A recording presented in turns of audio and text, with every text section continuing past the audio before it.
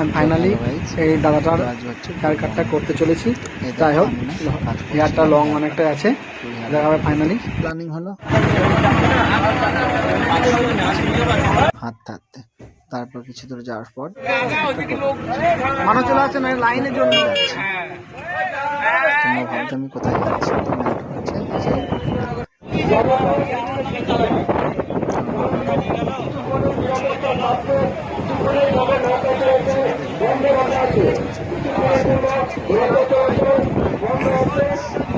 কারণ আকাশের দুর্যোগ থাকার কারণে সবই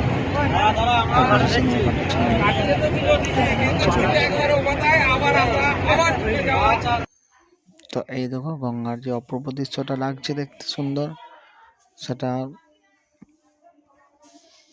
তুলনা করা যায় না।